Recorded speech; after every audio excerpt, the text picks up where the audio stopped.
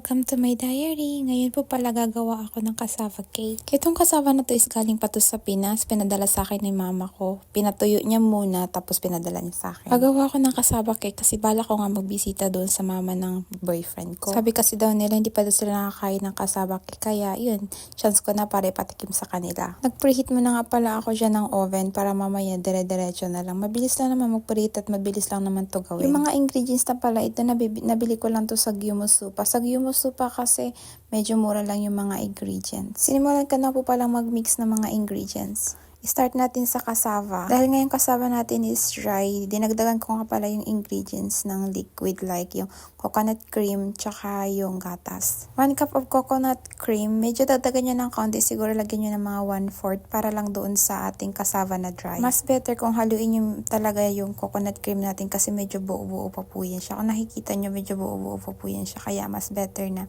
gamitin natin yung pang risk. Tapos tignan talaga natin mabuti na wala yung mga buo-buong coconut cream. Tapos next natin yung gatas. Usually, ipapurada po yung gamit na gatas dun sa may internet na chinek ko. Pero dahil nga wala tayong ipapurada, bumili na lang po ako ng gatas dun sa supermarket. Yung normal lang po na gatas ito sa Japan. Tinahalo-haluin po ng mabuti. Tapos kapag alam po natin na medyo okay na yung ating cassava cake po, like hindi na po siya dry, tapos medyo hindi rin naman to siya overflowing, okay na po yun. Next na po natin yung ating condensed milk. Dahil nga po ang mga Hapon di mahilig sa matatamis, dapat po 1 cup po yan siya, na 1 can po na condensed milk.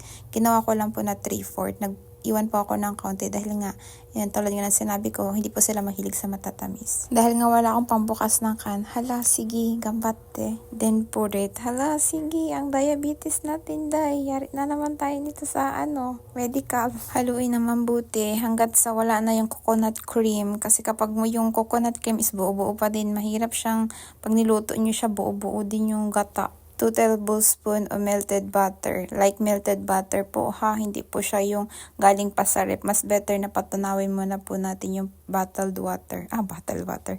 Melted butter. Then a pinch of salt. Konti lang po yung salt. Mga 3 patak lang ng vanilla. Munti ko na nga itong makalimutan tong egg na to. Buti na lang nagpakita to sa egg. Dapat pala, dun pa siyang sa liquid, sinama nyo na po. Kaso lang ito, nakalimutan ko nga. Kaya nilas ko na lang din siya. Separate po natin yung egg. Baka po bugok pa yung itlog. Bugok or sira. Then mix. Dahil nga po wala akong makitang bukokan dito sa Japan.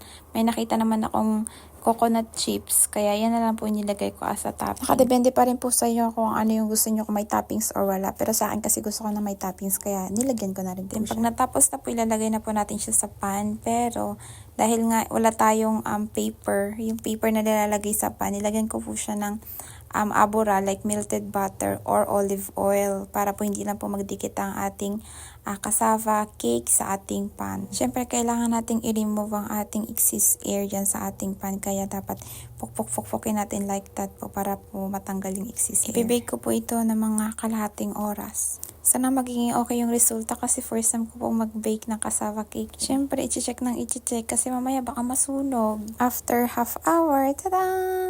Then, tatanggalin na natin ang ating cassava cake dyan sa baking pan habang mainit pa. And ready to serve. Sana magustuhan nila, no? Maaga pa nga, nagsumakay na ako ng train kasi sasunduin daw ako ng mama niya. Blessing nga kasi medyo magkasundo kami ng mama niya.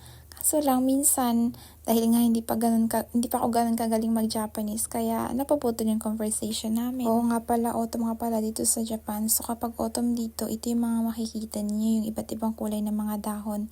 Sakto nga habang hinintay ko yung mama niya, maganda yung environment. ねピクチャー描きに来たりするこのそう、ちょうど超綺麗、めっちゃすごいね。そう、ここすごいのよ。みんな来るところで。